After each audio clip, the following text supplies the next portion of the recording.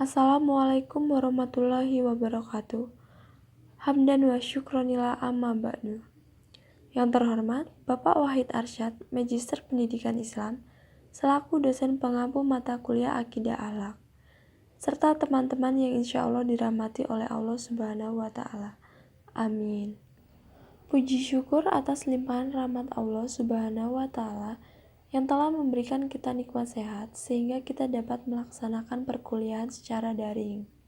Baiklah, kami di sini dari kelompok 6 yang beranggotakan saya, Jamsyah Makatul Nur Soleha, bersama dengan rekan saya, Yoga Muslimin, Aprilia Damayanti, dan Habib Faizin akan mempresentasikan materi akidah Islam tentang kitab-kitab Allah. Selanjutnya untuk materi pertama yang akan saya sampaikan sendiri yaitu pengertian kitab suhuf. Kitab secara bahasa artinya buku, sedangkan menurut istilah kitab ialah kumpulan wahyu Allah Subhanahu wa Ta'ala yang diturunkan kepada rasul-rasulnya yang terdapat pada lembaran-lembaran. Kemudian dijilid menjadi bentuk buku. Kitab yang dimaksudnya adalah kitab Zabur, kitab Taurat, kitab Injil, dan Al-Quran. Suhuf artinya lembaran-lembaran suci. Suhuf termasuk wahyu Allah Subhanahu wa Ta'ala yang diturunkan kepada para nabi seperti Nabi Ibrahim alaihissalam dan Nabi Musa alaihissalam. Oleh karena itu, seorang muslim harus percaya kepada kitab Taurat, Injil, dan wahyu-wahyu lain yang diturunkan Allah Subhanahu wa Ta'ala. Selain keempat, kitab suci tersebut ada nabi dan rasul yang mendapatkan lembaran-lembaran kitab. Adapun bentuk kitab-kitab ini pun kita wajib untuk mengimaninya sebagai bagian dari kitab-kitab Allah Subhanahu wa Ta'ala. Bentuk kitab suci ini disebut mushaf atau suhuf. Pokok-pokok ajaran kitab-kitab Allah. 1. Kitab iman kepada kitab-kitab Allah.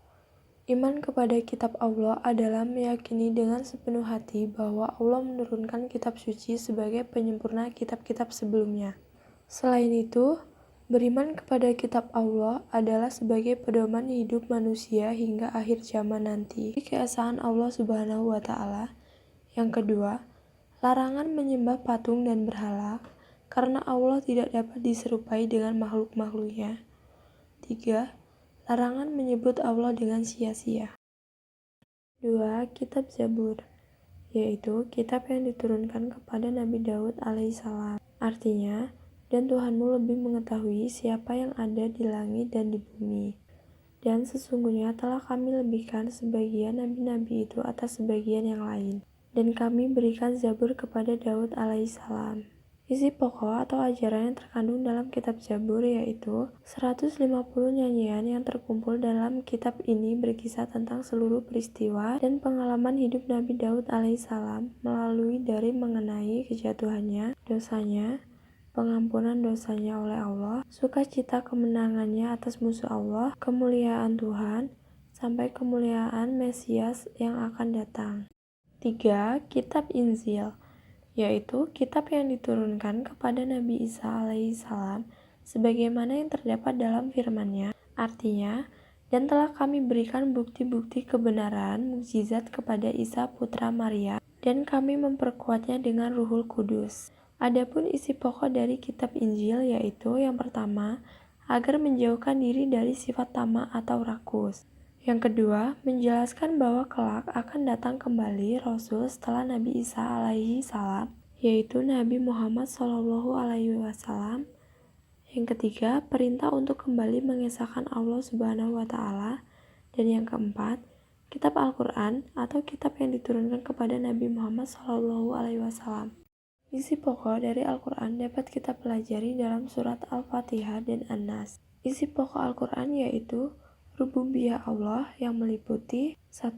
Akidah, yaitu ajaran tentang keyakinan untuk mempercayai adanya Allah, malaikat Allah, kitab-kitab Allah, rasul-rasul Allah, hari akhir dan takdir Allah. Akidah juga mengajarkan tentang hal-hal yang bersifat gaib. Yang kedua, ibadah, yaitu ajaran untuk melaksanakan cara-cara beribadah kepada Allah. Yang ketiga, yaitu akhlakul karimah, yaitu ajaran untuk berperilaku atau berbuat baik kepada Allah maupun kepada sesama manusia. Yang keempat, tarik, yaitu cerita tentang sejarah umat terdahulu agar dapat diambil pelajaran bagi umat sesudahnya.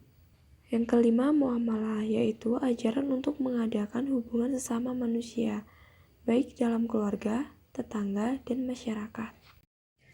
Kedudukan Al-Quran terhadap kitab-kitab sebelumnya. Al-Quran merupakan kalamullah, atau perkataan Allah yang diwahyukan kepada Rasulullah Muhammad SAW melalui malaikat Jibril. Setiap orang mengakui beriman harus meyakini kebenaran Al-Quran, karena meyakini kitab-kitab Allah merupakan salah satu dari rukun iman yang terdapat pada surah Al-Ma'idah ayat 48, yang artinya berbunyi, "Dan kami telah turunkan kepadamu Al-Quran dengan membawa kebenaran, membenarkan apa yang sebelumnya, yaitu kitab-kitab yang diturunkan sebelumnya, dan batu ujian terhadap kitab-kitab yang lain itu. Maka putuskanlah perkara mereka menurut apa yang Allah turunkan, dan janganlah kamu mengikuti hawa nafsu mereka dengan meninggalkan kebenaran yang telah datang kepadamu. Untuk tiap-tiap umat di antara kamu, kami berikan aturan dan jalan yang terang. Sekiranya Allah menghendaki, niscaya kamu dijadikannya satu umat saja. Tetapi Allah hendak menguji kamu terhadap pemberiannya kepadamu. Maka berlomba-lombalah berbuat kebajikan. Hanya kepada Allah lah kembali kamu semuanya. Lalu diberitahukannya kepadamu apa yang telah kamu perselisihkan itu." Dari ayat tersebut, maka jelas kedudukan Al-Quran adalah sebagai penyempurna serta revisi dari kitab-kitab sebelumnya, yang mana segala hal yang ada dalam kitab-kitab sebelumnya ini ada dalam Al-Quran, dan disempurnakan dengan tambahan yang dapat digunakan bagi seluruh manusia hingga hari kiamat.